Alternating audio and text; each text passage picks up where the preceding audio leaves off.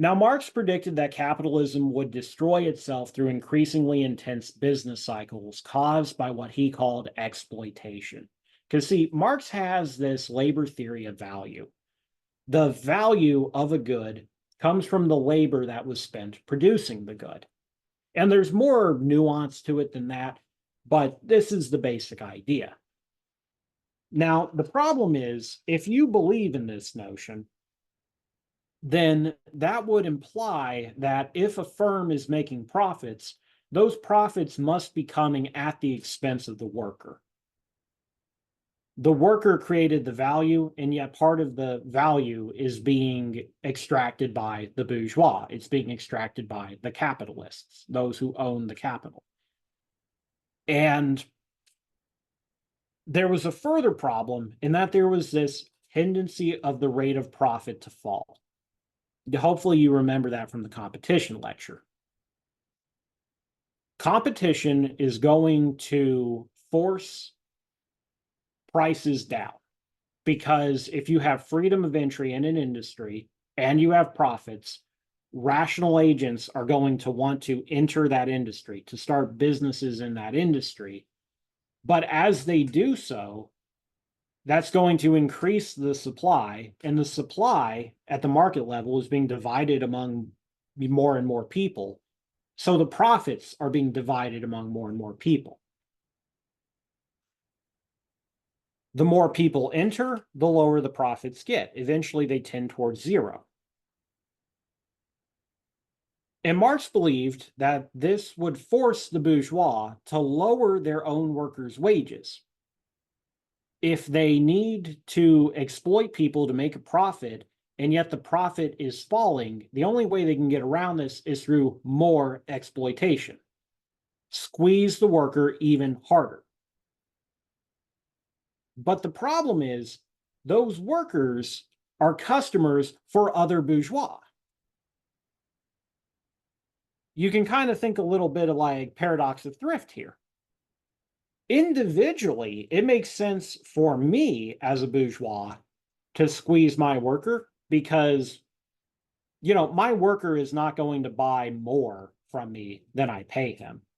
That's common sense. You often hear this myth that like Henry Ford paid efficiency wages because he wanted his workers to be able to buy a Ford car. And it's like, no, they're not spending more than their income on the car.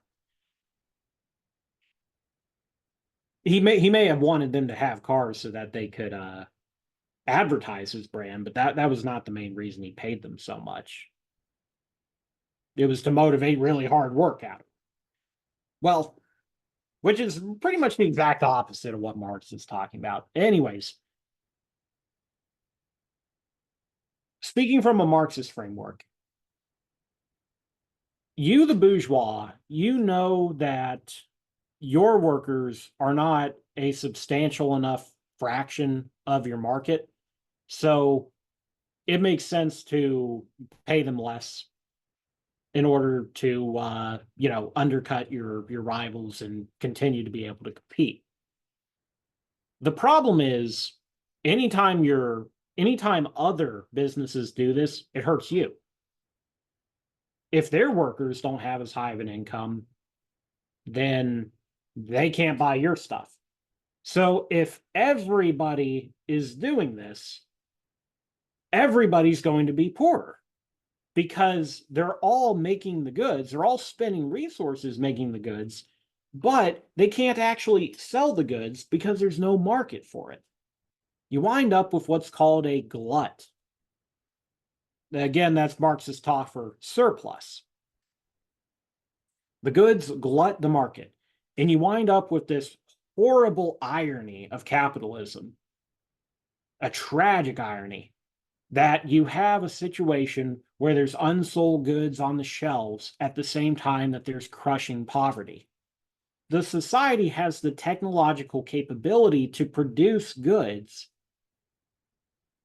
but the market itself is incapable of delivering the goods to the people who need them. You cannot raise the wages of your own workers because it cuts into your profits. especially when the price has been bid down to its bare minimum. And yet at the same time,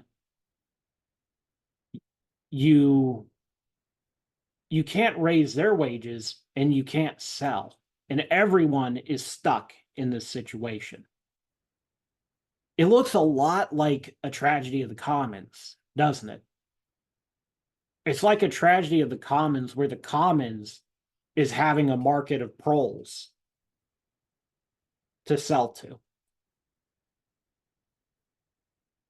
And Marx predicted that these crises, see, he calls recessions crises, these crises of capitalism would get so bad that eventually the proletariat couldn't stand it anymore, and they would rise up in revolt to create a dictatorship of the proletariat.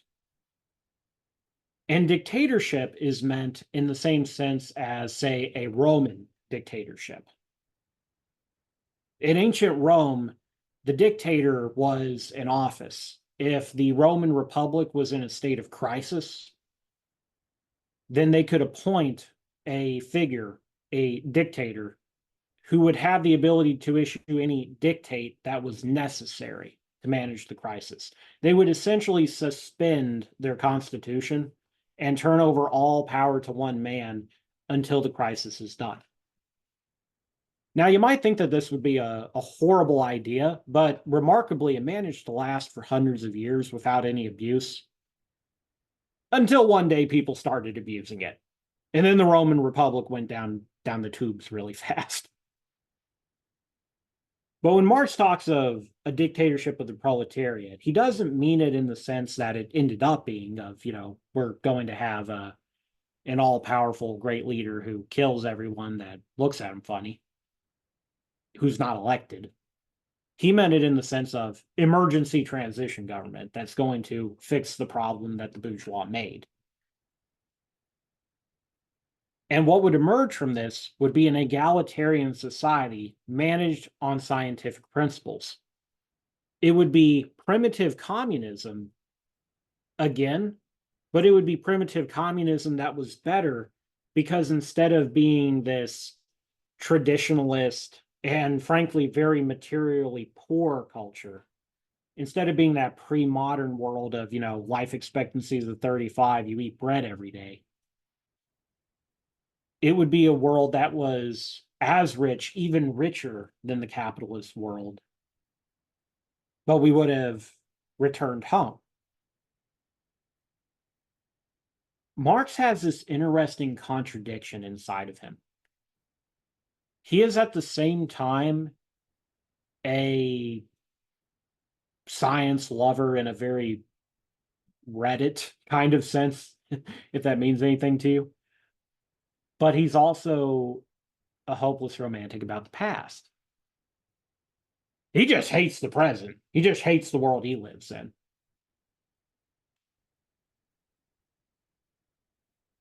He often talks about feudalism as though it's a good thing. He talks about serfdom in a wistful manner, like where was it? He talks about serfdom in a wistful manner, like it's something to mourn the loss of, that it was better than the capitalist world. And in large part, that's because he believes that in this thing called noblesse oblige. I probably butchered the pronunciation. Um,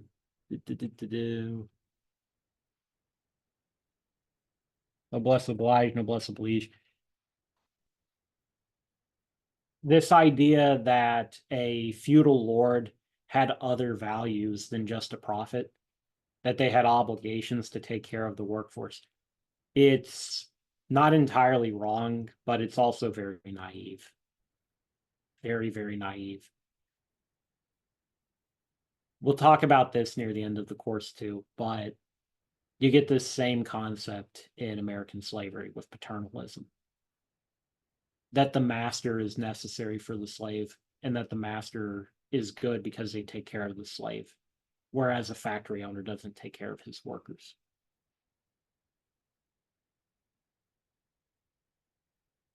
Marx wants people to get back to this glorious past that they had, but there's going to be a new sheen on it. We're going to go back to that good old world where people took care of each other, but we're going to have all of the wealth that this heartless world made. And we're going to do it all with the power of science. God ain't real. God was a lie. Culture was a lie. The nation was a lie. We're all going to band together as one big mass of humanity.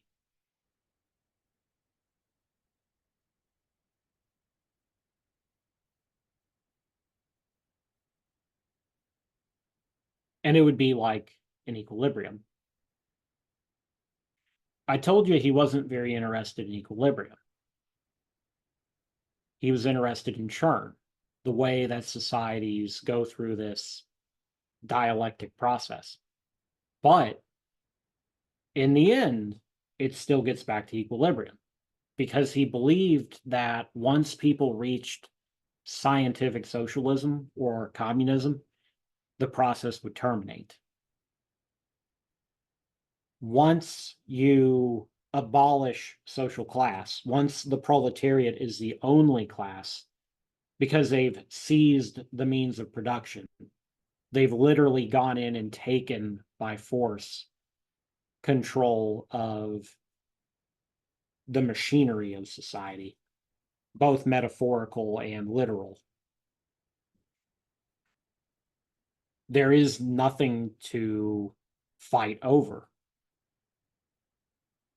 Once you've swept aside the superstructure and laid bare, just plain reality, once you have killed off all the parasite classes, once everyone has the resources they need for themselves, there is no conflict.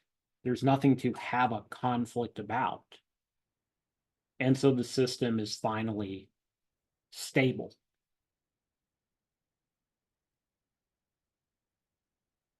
Marxist crisis theory is more full of holes than a piece of cheese. It's more full of holes than a road sign on a lonesome western road. The first problem that I'll point out to you is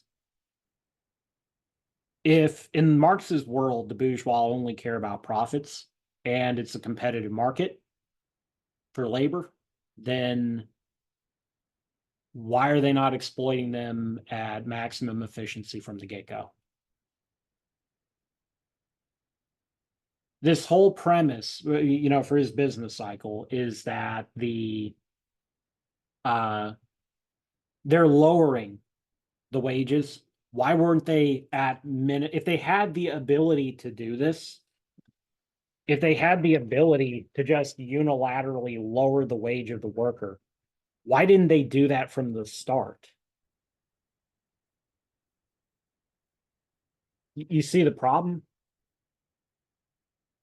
Another issue with it is that it doesn't match reality. It doesn't match historical experience. It's possible to have declining wages in a period of economic growth, but we don't tend to see it. If you're stepping up output, you require more inputs. One of the inputs you require is more labor. The demand for labor goes up. The price of labor, the wage goes up. And you can pull up real wages over time. You can chart that against real GDP per capita growth, and you see that the two go hand in hand.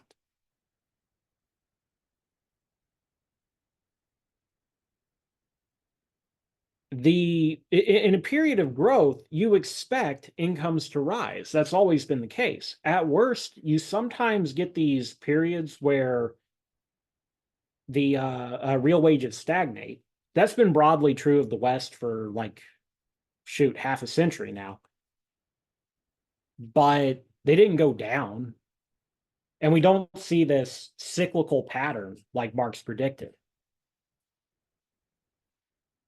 I think it was more understandable back in his own day to have this theory because back in his day, wage labor still wasn't completely free. I told you about violence. I told you about how I didn't go into great detail with it. This is the stuff I do go into great detail with in the fall and spring. But when Marx is writing, he still lives in an era where slavery is common. Not in Europe, but it's common in the Western Hemisphere. Slavery is common.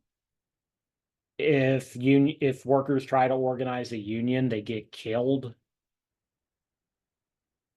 Another thing he that was happening in his time was what was called the Highland enclosures.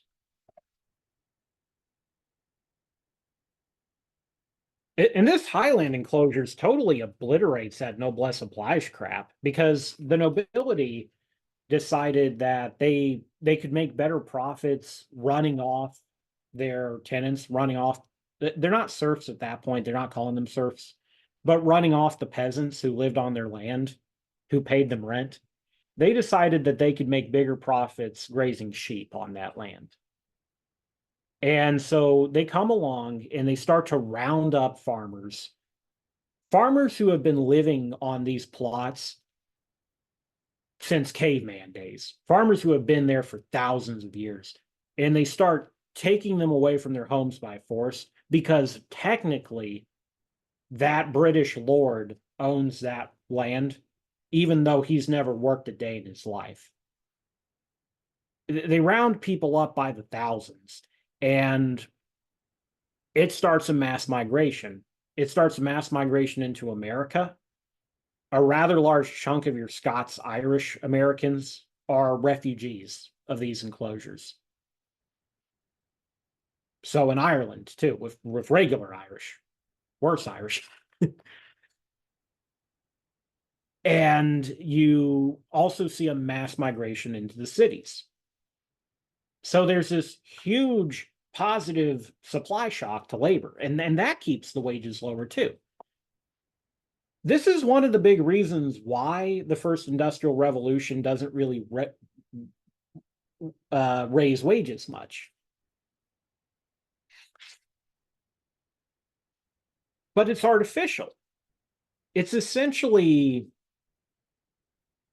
in a sense, it's technically the market that's doing this, but no decent person would look at this and say that's okay because your warlord great great great great granddaddy happened to murder everyone here and take it by force hundreds of years ago, that means that you have the right to run people off who've been there longer than you.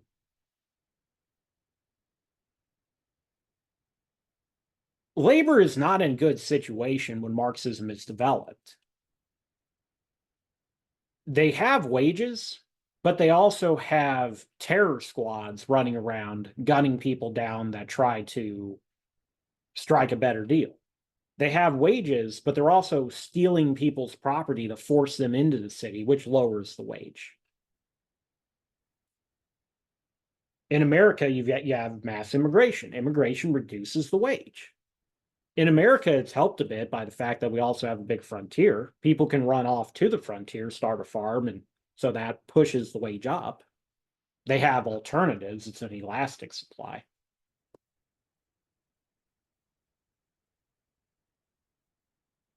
If you were living in 1848, it would have been more plausible. But around the same time that Marxism emerges, and honestly, because Marxism emerges, the logic of Marxism starts to fall apart because labor markets start to function more like actual legitimate markets, actual voluntary trade. And the labor movement, which this industrial unionism that's based in socialist and communist principles, groups like your International Workers of the World, also called the Wobblies, groups like your International Working Men's Association, or the First International.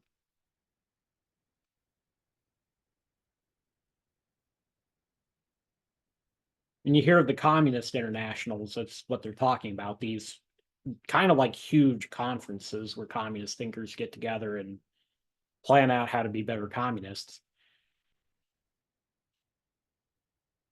It's people like this who claw back a bit of freedom for the worker, but the bit of freedom they claw back ends up redistributing enough wealth that capitalism is able to function better.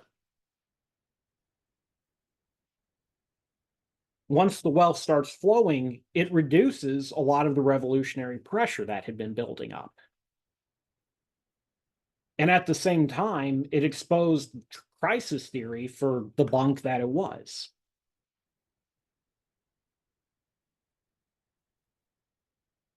More than anything, Marx was just incredibly lazy and I suspect cowardly in how he made his predictions for the future.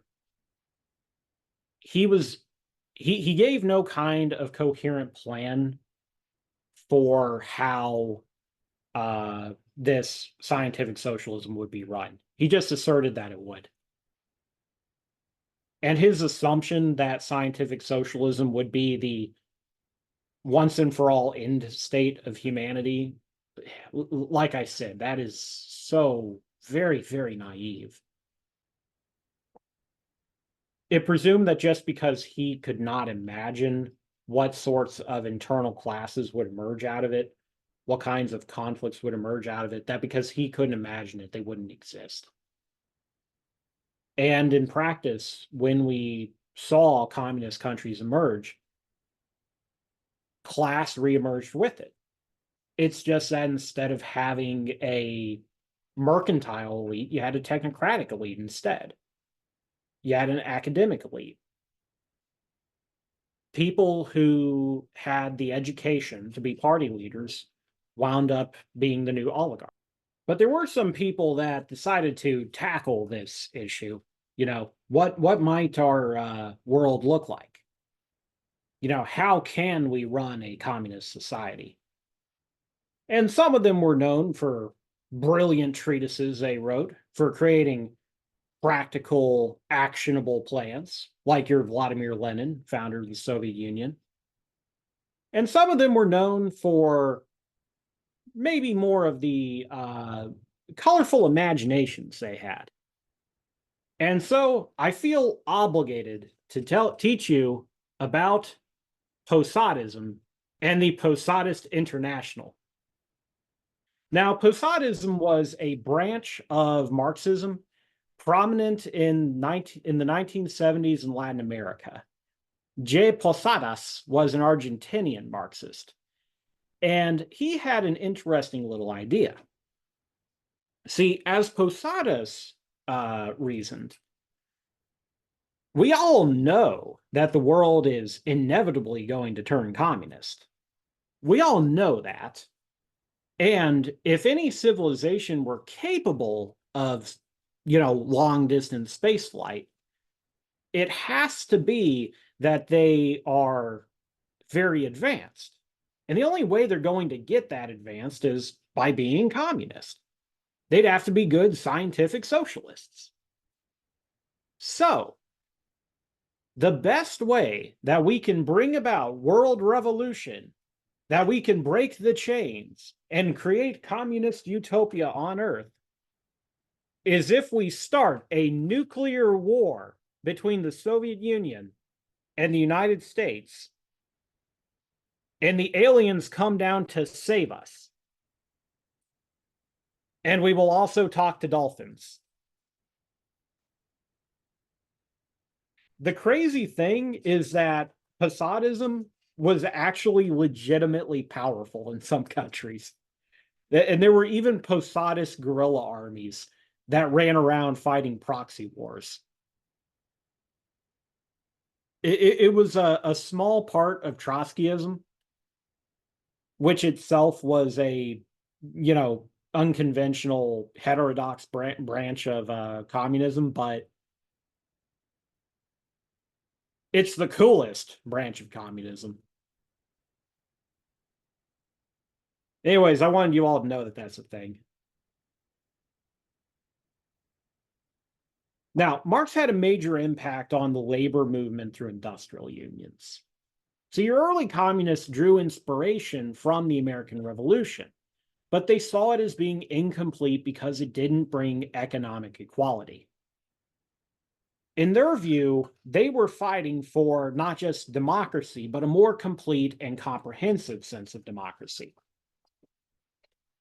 They didn't just want political democracy, which they argued was often a sham anyways. They also wanted industrial democracy, that workers should get a say in how a workplace is run. There was a common expression, Second American Revolution, a sort of goal for the labor movement to aspire to. That we needed to bring about a second one to complete what the first one started but didn't accomplish. And there was also an idea called the one big union. What if we made a union of all the industries and we had just one great big general strike? All of the workers in all of the industries go on strike collectively, and in doing so, overthrow the capitalist system. Ironically, I just thought of this, but funny enough, that's actually kind of how communism fell in the end in much of Eastern Europe. It's called a velvet revolution when you have a non-violent revolution. There's always some violence. Somebody always gets shot in a riot. But when the people rise up and through their sheer numbers intimidate the government into giving up without a fight, that's called a velvet revolution. The Marxists hoped that if they could organize such a general strike through the one big union, they would be able to transform economic institutions through their bargaining power. They can't do anything without us. So if we just refuse to cooperate anymore, we'll be able to step in and create our dictatorship. But it was the Russian October Revolution that both cemented Marxism as the leading communist slash socialist school of thought and hammered out how it would work. And the way it would work was a command economy managed by a one-party state. It was intended to be a democracy. People would vote for public officials. People would have free speech. People would have civil liberties. But they would all be voting within the same party. And it would be what the Bolsheviks, the leaders of the Russian Revolution, called a vanguard party. A vanguard is a military unit that serves at the front. They're the first ones to go over the wall in a siege. They're the first ones to lead a charge into battle. They take the bullets for other people. That's how the Bolsheviks saw themselves. We're going to have intellectuals, right? People out of the academy, people out of the universities, who are going to lead the proletarians into scientific socialism. We can't just wait forever for this to happen on its own. In the long run, we're all dead. We're going to have to speed it up a little bit. But we also don't know yet what true communism is going to look like. We have to figure that out for ourselves. It's going to be a gradual process. We're going to run the economy using a command economy. The party is going to make decisions. The party is going to tell people what to make, where it goes, who gets what.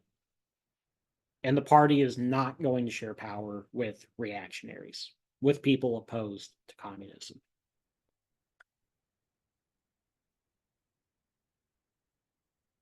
Revolutionary communists saw themselves as fulfilling something that had been put into motion centuries ago in so many little revolts here and there.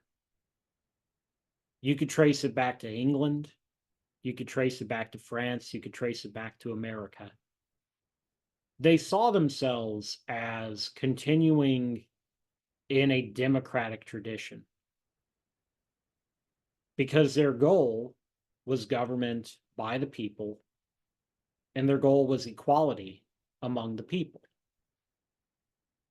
But what they did not have was they did not have any value for liberty as we think of it in this country.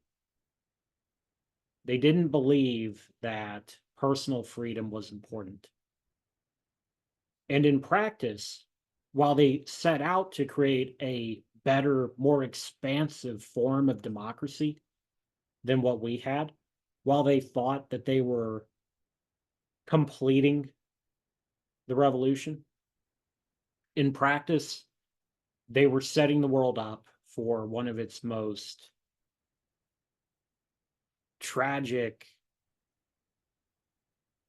apocalyptic experiences.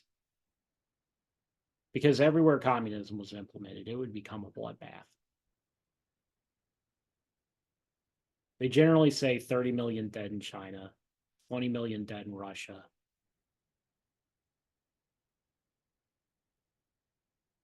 And then all the dead and all the little proxy wars, all the dead in purges and other smaller communist countries like Cambodia, Vietnam, Cuba, North Korea, that, they're not big like Russia or China, so the toll is smaller. But in all, I tend to hear people quote anywhere from 50 million to 100 million fatalities.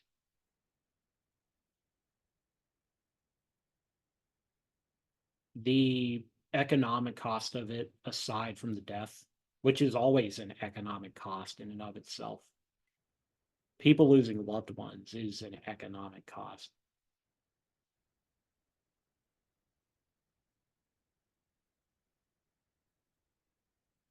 Every country that went communist would become horribly stunted in its growth.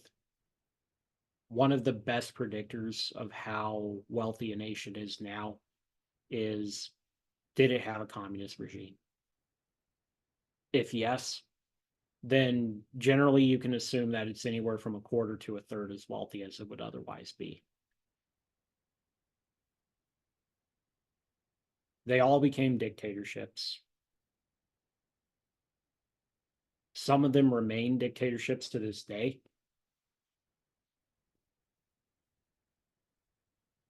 They tend to have lower rates of social trust.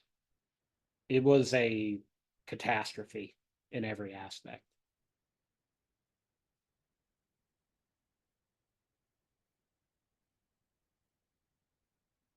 Um, we're not going to talk about this part up here. I already rambled about that. The economic calculation problem gave us a basis for why communism failed at a micro level. But political economy, I might have referred to it elsewhere in my recordings as public choice. Political economy can teach us why it failed at a macro level. We can understand from Hayek's wisdom why communism would be bad at managing resources, why any command economy, doesn't really matter if it's communist, fascist, theocratic, or what. A command economy is never going to beat a market economy at efficiently distributing resources. But there are other questions to ask about communism. Why did it tend to result in such massive bloodshed? Why did it always degenerate into dictatorship? Why did they stagnate so badly? It was meant to be a government of science. Why didn't they progress technologically more than they did? That was one thing that the Soviets promised their people. We are going to overtake the West. We're going to zoom by them like we're on a rocket to the stars.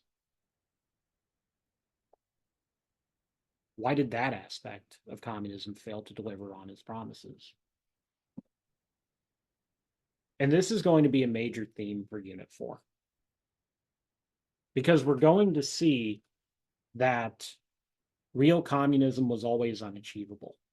Because totalitarianism and authoritarianism will always go hand in hand. See, Marx was right in that human development is an evolutionary process. In fact, we're actually going to go back to the Austrians with a very influential one named Joseph Schumpeter. We're going to talk about technological change, about political change and economic change, and the way that all three of them link together. Because there's this process by which the political system, Mayday, Mayday, 1, 2, 3. What you'll see is that there is this principle in the world that systems cannot exist in isolation. You cannot separate the political from the economic, and you cannot separate either from technological change, because the mode of production is real. The system is determined by the technologies available. And conflict, class conflict, political conflict, does result in a constant churn, a constant recreation of the world. A political system will try to shape an economic system into its image. And likewise, an economic system will put pressure on a political system to conform to its image. And in the process, the two will often merge. Marx was right in that most essential aspect of his teachings. But where Hayek was correct and where he was wrong is that decentralization was the key to it all. Only decentralization could bring about a prosperous world. That'll be the subject for the remainder of our semester. See you then.